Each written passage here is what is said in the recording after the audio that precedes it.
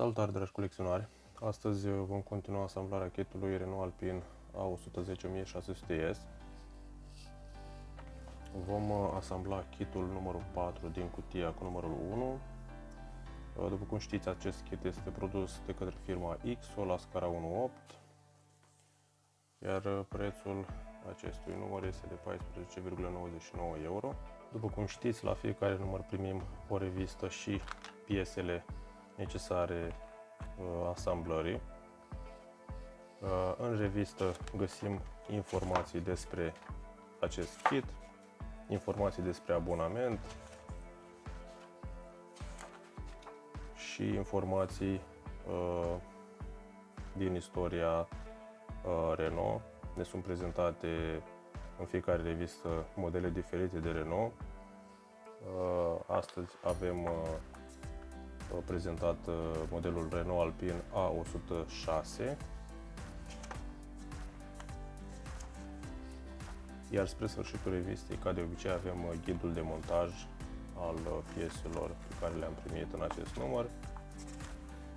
Avem mai multe etape, iar la sfârșit avem o privire de ansamblu a pieselor pe care le-am asamblat. Piesele vin ca de obicei sigilate.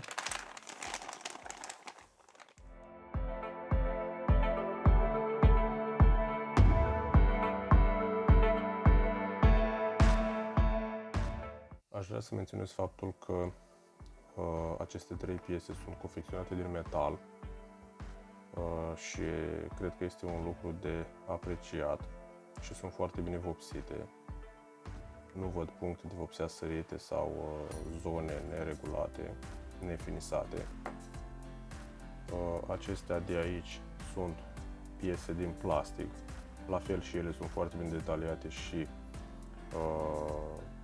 bine vopsite, nu au zone nevopsite sau nefinisate. După cum bine v-ați dat seama, în acest kit am primit piesele de la blocul motor și de la chiulasă.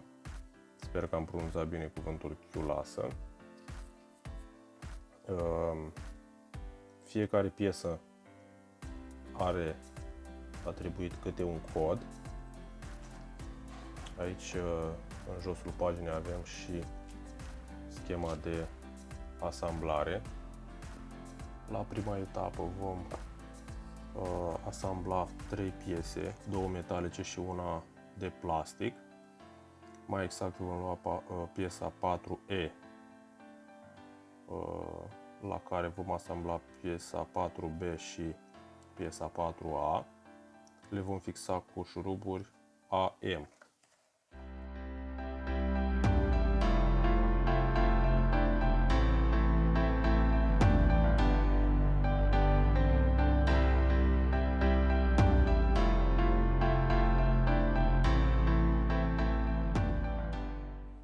Tot la etapa 1 vom lua un șurub XP pe care îl vom fixa aici sus pentru a prinde cele două piese metalice fixate, să le prindem de piesa de jos.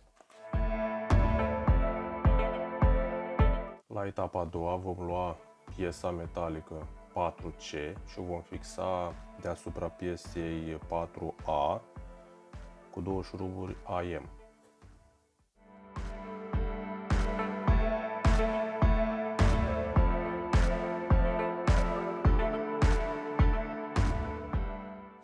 Tot la etapa a doua vom fixa cele 4 elemente reprezentate prin codul 4F de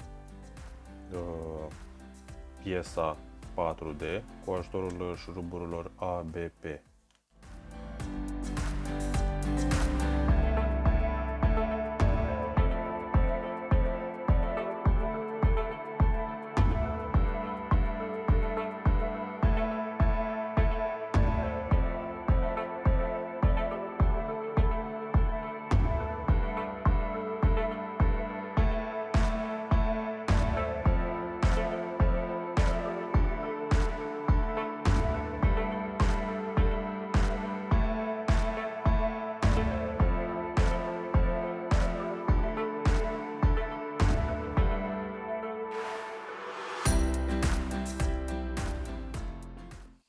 În etapa 3 vom asambla piesa 4H în piesa 4D și vom mai prinde cele două piese 4G cu șuruburi ABB.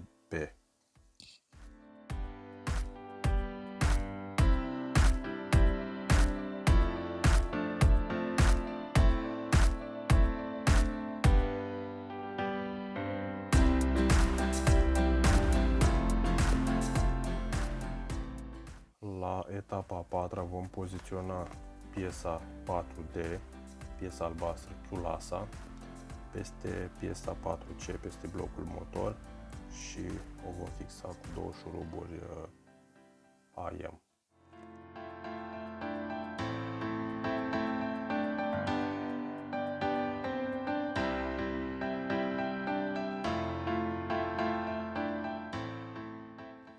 Am ajuns și la finalul asamblării acestui kit. Totul a decurs normal. Avem blocul motor cu Culasa, care arată foarte bine și sunt curios ce vom primi în numărul viitor. Odată cu numărul 5 vom intra în cutia 2. Cutia 1 a conținut numerele de la 1 până la 4, adică de la kitul 1 până la kitul numărul 4, acesta pe care l-am construit acum. Iar de la numărul 5 până la numărul 8 vom primi numerele din cutia numărul 2. La finalul asamblării acestui kit aș vrea să vă spun că mă puteți susține printr-un like, un comentariu sau un share. De asemenea, pentru a primi notificările celorlalte viitoarelor videoclipuri, vă puteți abona la canalul meu. Acestea fiind spuse, eu vă urez o zi bună în continuare și spor la colecționat!